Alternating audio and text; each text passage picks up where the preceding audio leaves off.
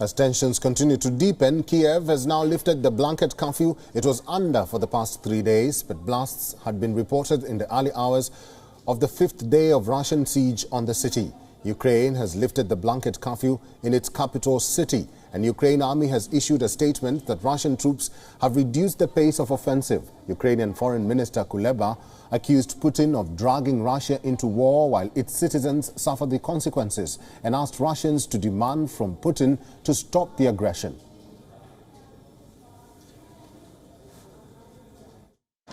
Я думаю, что у вас есть очень простой инструмент, как остановить это безумие.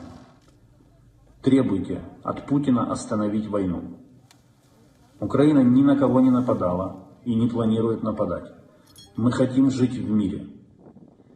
Но для этого Путин должен остановить войну и уничтожение российской экономики, которое уже началось, и от которого пострадаете вы. Спасайте свою страну. Требуйте от Путина остановить войну.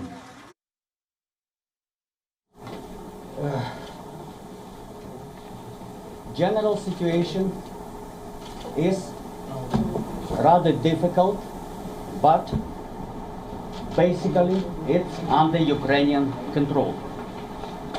The plan of blitzkrieg that the Russians were expecting that within 5-6 hours, maximum 1 day, they will occupy the whole territory and will put up puppet regime.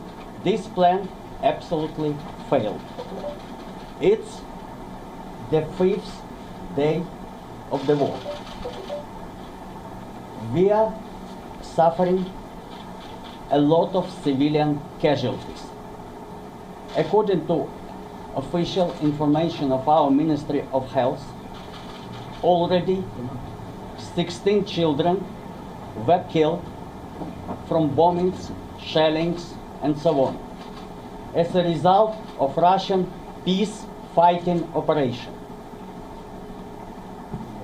Only during last 2 days, Russian missiles hit orphanage, oncological center,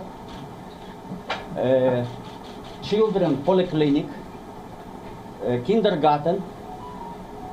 The latest our casualties was one museum which was burned down, and yesterday we had also very tragic event when the only in the world the biggest transport plane, Mriya An-225, was destroyed by Russian shelling. It was unique plane, the biggest in the world. Now, even with modern technologies, it's very difficult to build something like this.